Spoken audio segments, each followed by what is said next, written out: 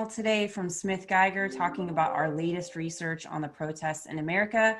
We have Chris Archer, Michelle Toy, John Culliton, and Dr. Seth Geiger to talk about these insights. Seth.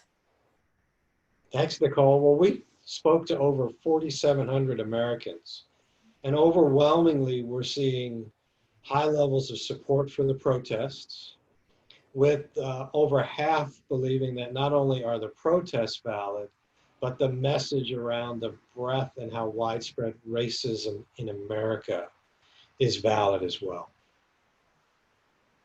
And John, I know you're in the Mecca Center of all of this in Minneapolis. Can you tell us a little bit about what that's like?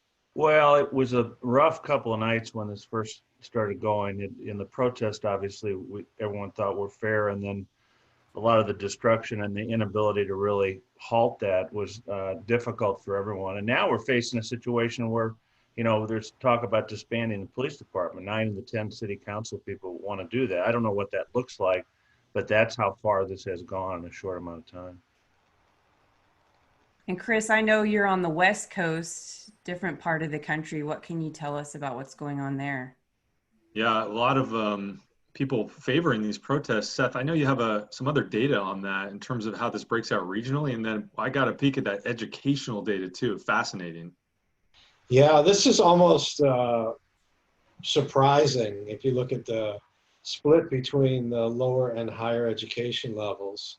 Education is the single strongest predictor of if you support the protesters, even more so than the differences, which are relatively nominal between whites and blacks. And so this has very much become a mainstream story in America today.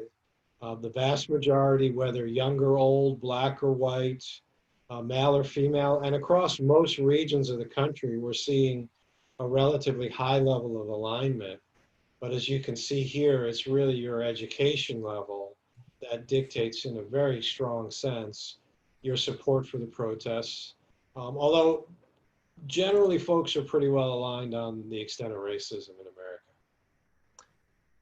Hey, Michelle Toy, I had a question for you. We saw the record number of downloads on Twitter recently. What do you make of that? You know, I think it's interesting because when we were looking at coronavirus and other big things that have been happening over the past few months, you saw record numbers on Instagram and Facebook. And I actually am not surprised about Twitter. This is the perfect platform for something like this. You know, everything's moving very quickly. Protests are happening very organically. That's kind of how they're rallying people together, is through Twitter. And it does not surprise me that people are using this platform.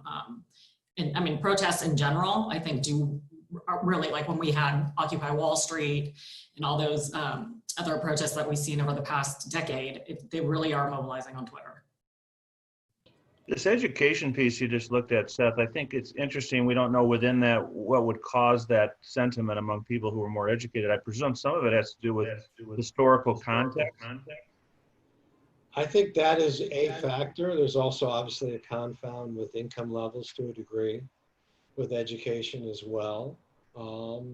I think in a lot of ways it's a reflection of your acceptance of diversity and feeling like you're not being displaced in some respects. And so I think this really does cut at the heart of what systemic racism looks like, and what cut, at least of the American population, is most likely to see it as a larger and broader systemic problem, which is going to align with how you feel about these protests.